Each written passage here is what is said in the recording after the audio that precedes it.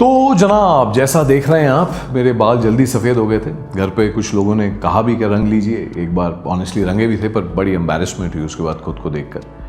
And I understand that losing youthful vitality, skin, hair, knees, faculties can be quite daunting for many of us and we would like to stay young for ever.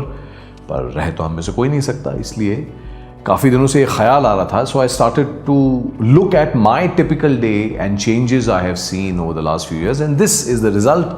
मुलाहिजा फरमाइए, ये नज़्म-नुमा item, this is called तकरीबन के सुबह उठ के जब अंगड़ाई लेता हूं तो कमर में पता तो लगता है कि अब वो लचक नहीं रही, पर तकरीबन ठीक ही है। चाय बनाता हूं, थोड़ा म्यूजिक लगाता हूं, जिसके साथ पहले पिया करता था अब वो नहीं है, पर जिंदगी तकरीबन ठीक ही है।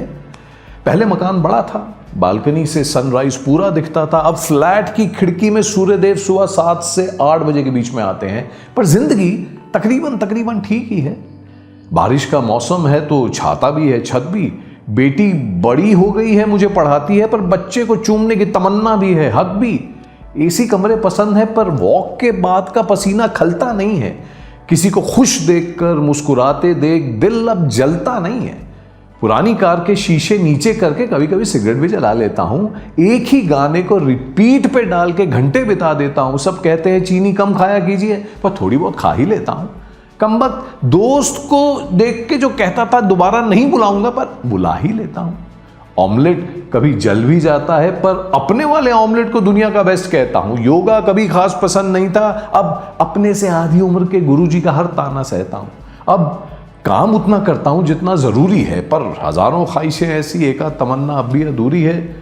जो स्कूल में पसंद थी अब भी याद आ ही जाती है।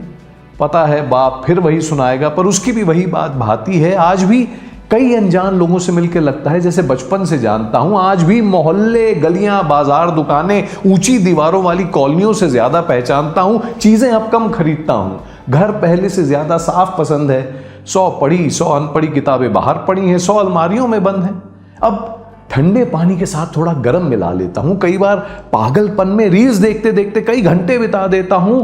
अब उतनी नहीं पी पाता, किसी को नहीं बताता, लेकिन पॉपकॉर्न के बगैर गुरुजी आज भी फिल्म नहीं देख पाता।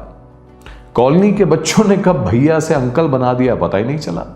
मर्द को दर्द नहीं होता ने कब रोना सिखा दिया पता ही नहीं चला। आईने में चेहरे की सिलवट साफ नजर आती है, पर आज भी रुक के चेहरा अच्छे से देखता हूं। गीला तौलिया जो सुबह बेड पे रह गया था आज भी शाम को लपेटता हूं। बचपन से जवानी, जवानी से कम जवानी का सफर जारी है। जिंदगी वैसे भी वैसी की वैसी कहां रहती है, कभी हल्की है कभी भारी है, पर सच बताऊं तकरीबन ठीक ही है। जिंदगी है, जितना ये मुझे देख रही है, परख रही है, जज कर रही है, उतना ही मैं इसे देख रहा हूं, परख रहा हूं, जज कर रहा हूं। ये भी शायद हमें देखकर कहती होगी पहले जैसा नहीं है, पर तकरीबन ठीक ही है ना। तो दोस्तों, ऐसा है कि aging is inevitable and it can be challenging to accept. We will have to find ways to approach it gracefully. इसको या तो resist कर लें या इसकी जगह हम positively accept कर लें, तो टेंशन कम होगी। नए बाल लगवाने का खर्चा भी कम होगा।